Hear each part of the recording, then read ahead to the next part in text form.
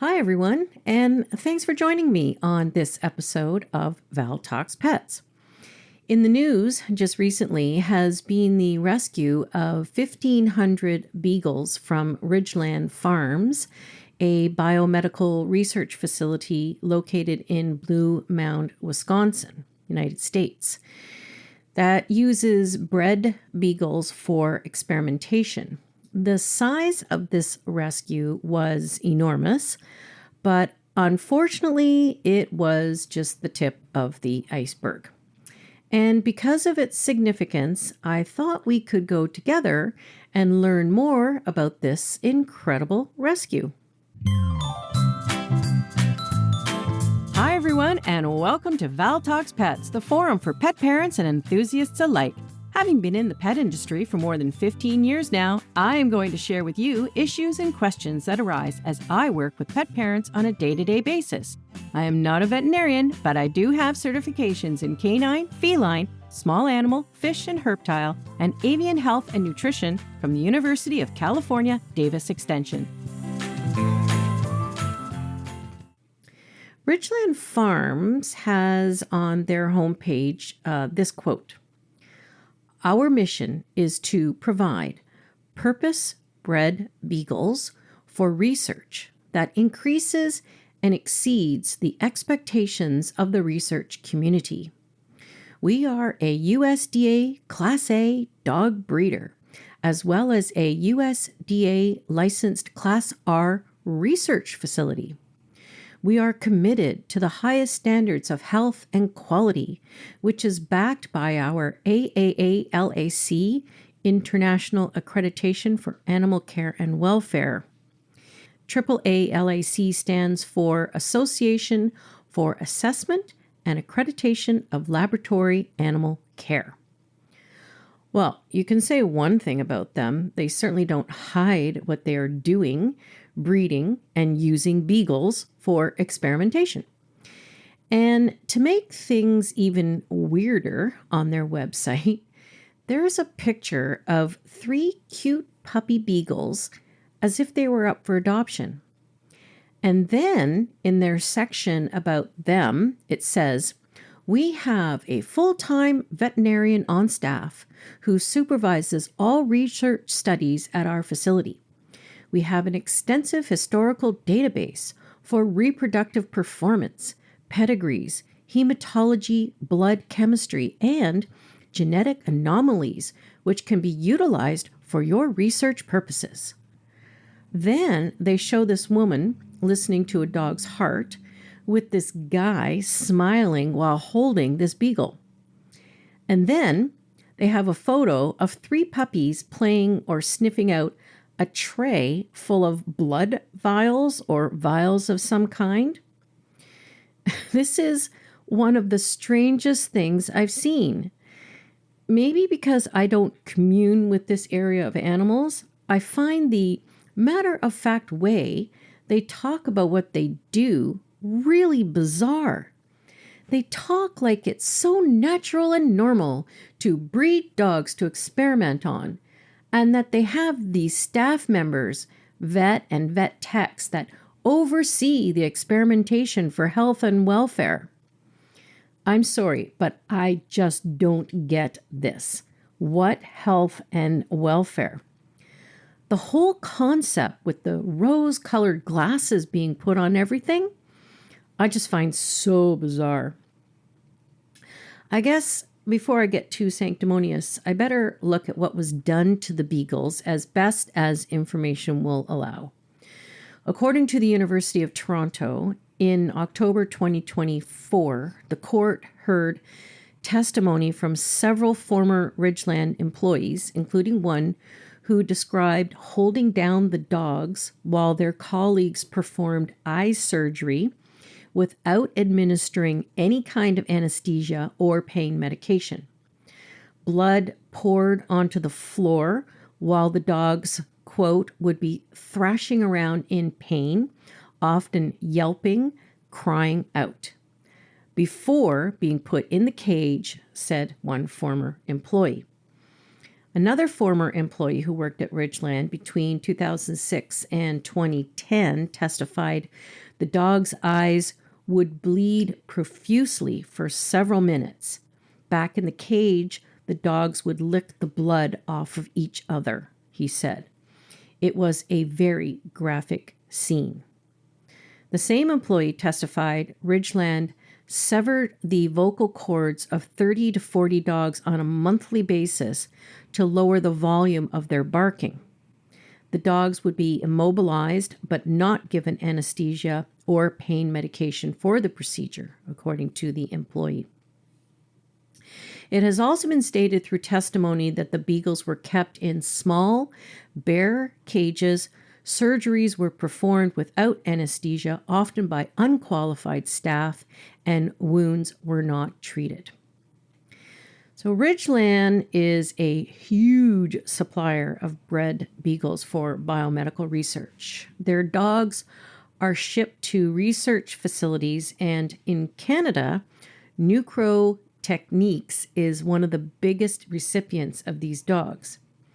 Nucro Techniques bills itself as Canada's largest contract research organization that conducts studies using dogs, including heart research, in a 60,000 square foot facility with more than 170 scientific support personnel involved in chemistry, microbiology, and toxicology testing.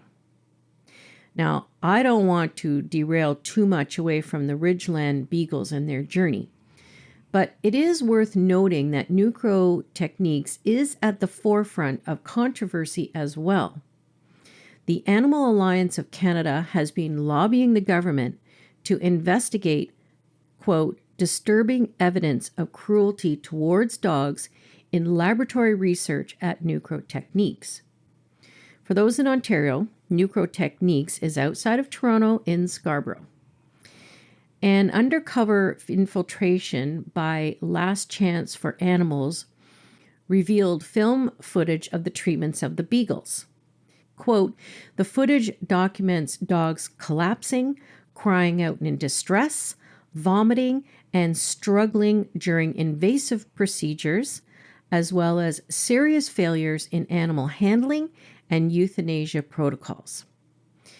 In August of 2025, Premier of Ontario, Doug Ford, said he would introduce legislation to ban testing on certain species of animals in Ontario. As of April 2026, the introduction of Bill 75 and Ontario's proposed regulatory changes, the government signaled its intention to restrict the use of dogs and cats in research. Animal Alliance is at the forefront of this pressure. The thing is, it's not just Nucro Techniques that is doing animal testing. It's hospitals and universities that also carry out unbelievable, horrific testing under abhorrent conditions. As I said at the beginning, Ridglan is just the tip of a very big iceberg. Now, with regards to the Ridglan Beagles, according to nonhumanrights.com, Ridglan has at any given time approximately 2,000 beagles. Essentially, they are a puppy mill of exorbitant size, supplying dogs to research facilities and using dogs in their own facility for testing. Apparently, they have violations dating back to 2016. In 2022, an inspector was rather overcome by the ammonia and odor level in the facility. Moving up to 2024, as nonhumanrights.com outlines, local animal activist organization Dane for Dogs formed a coalition with Alliance for Animals and the Colorado-based Animal Activist Legal Defense Project to petition the court to appoint a special prosecutor to prosecute Ridglan Farms for animal cruelty. The list of infractions I'll summarize include beagles being euthanized unnecessarily, just for a business decision, not providing space or enrichment that has caused chronic psychological distress. I'm sure you've seen the hidden camera footage by now of dogs spinning around and around nonstop. Dogs were being kept in wire cages with worn-away plastic coating, so their paws were constantly exposed to sharp and rusted metal. This caused injuries routinely. Veterinarian care was not, despite what their website says, provided adequately, nor were injuries treated properly. Ventilation was not adequate. This is what the inspector in 2022 was citing, where ammonia levels were severe. And proper sanitation was not kept up with, as there were puddles of urine and feces in cages. So the big news came January 2025, where a Dane County judge appointed a special prosecutor, D.A. Tim Gruenke, apologies if I have pronounced this person's name incorrectly, to investigate and determine whether to charge Ridglan Farms with animal cruelty, the first of two major wins for local advocacy organizations who had advocated for the appointment of a special prosecutor. The second win came in October 2025 when Gruenke announced Ridglan agreed to voluntarily relinquish its state license to sell dogs by July 1st, 2026, in order to avoid criminal prosecution. The problem, however, resulted in there being no protection for the dogs in the facility between that time and July 1st. It should also be noted that the lead veterinarian had his license suspended. It sounds like the dogs will be confiscated by law, does it not? Well, no.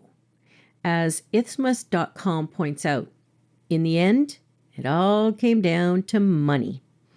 Two animal rights groups brokered a deal to purchase 1,500 of the roughly 2,000 beagles at Ridglan Farm. Big Dog Ranch Rescue and the Center for Humane Economy will buy the beagles for an undisclosed amount. And then this past April, 1,000 animal welfare activists, according to CP24, a Canadian news broadcaster, tried to gain entry to Ridglan and were forced back by police, who fired rubber bullets and pepper spray into the crowd and arrested the group's leader. If you didn't see this on the news, it was quite something.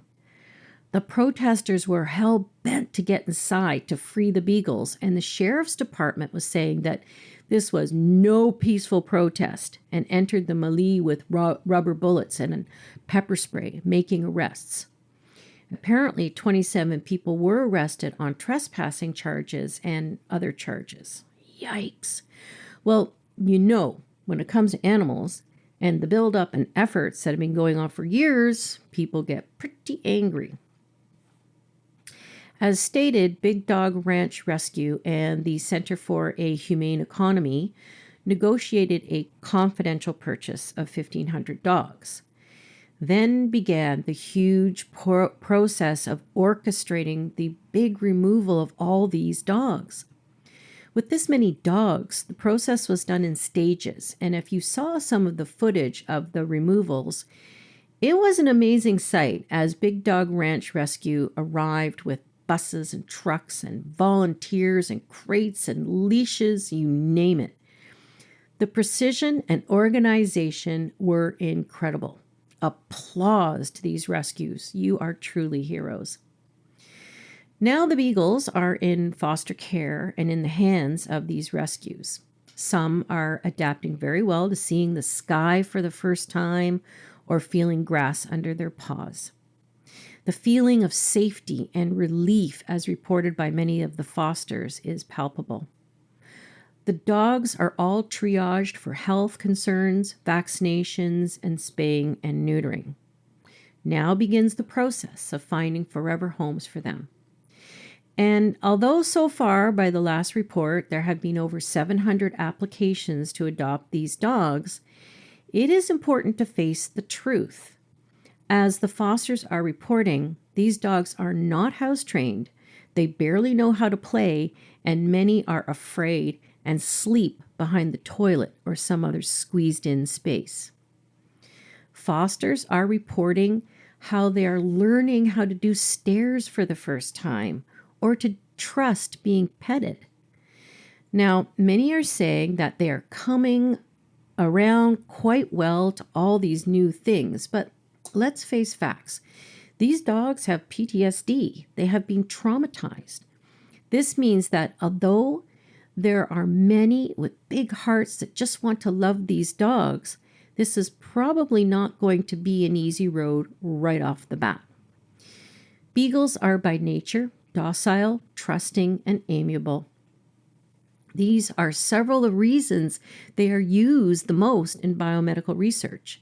They are not by nature aggressive, and they are very even-tempered.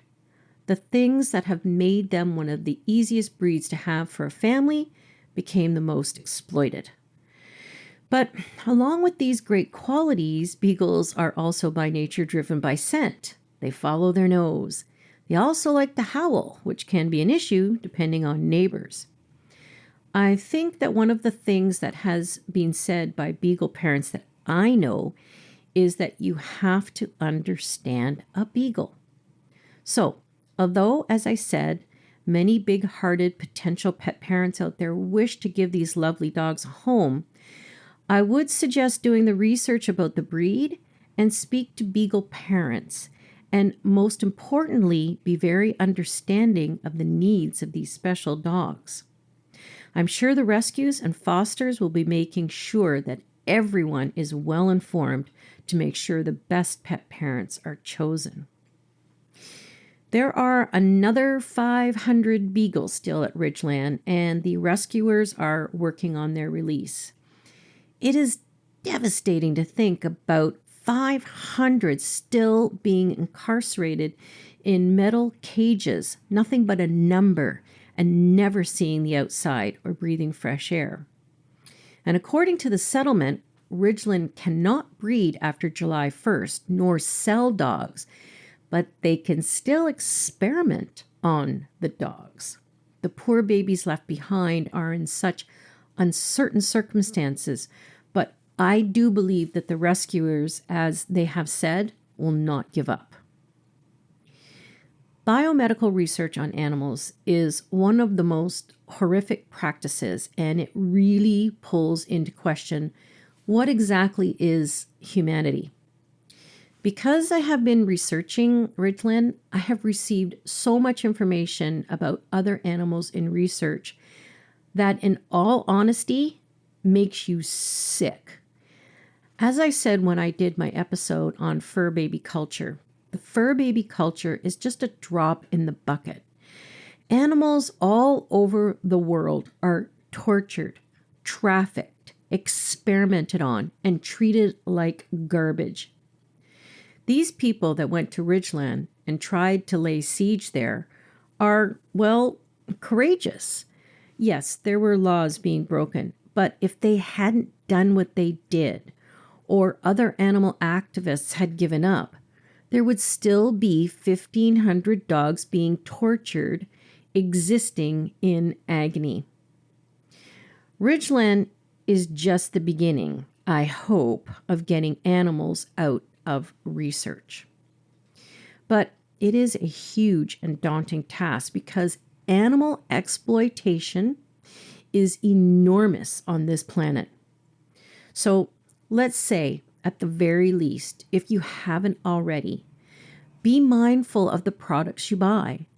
Check your personal hygiene products, your makeup, your cleaning products, your air fresheners. Look for the cruelty-free signs. They exist. This is only one piece of the testing that is done on animals, but it is one that does not have to exist. It's a place to start if you haven't already. Then Big Pharma is going to have a lot to answer for. And just as an aside, if you need to rehome your pet, go through a proper rescue. Many social media platforms are trolled by biomedical researchers, so your pet could end up like the Beagles. Well, I wish all the 1,500 Beagles the absolute best homes they can have. I also wish with all my heart that the last remaining Ridglan Beagles will soon be joining the rest. And to all the fosters and new pet parents to be of these lovely Beagles, you are amazing. You are heroes. Your dedication and influence is exactly what I always say. Knowing is caring. Thank you for listening to Val Talks Pets. Please remember to follow and subscribe to ensure that you never miss an episode. To really help the show and make it easier for others to find, please rate and review each episode that you find interesting and helpful. And don't forget that you can also email me at val@valtalkspet.com with any topics that you would like me to address or with any questions you may have. Also, check out my website at valtalkspet.com for more information and cute pet pictures. Thanks for caring.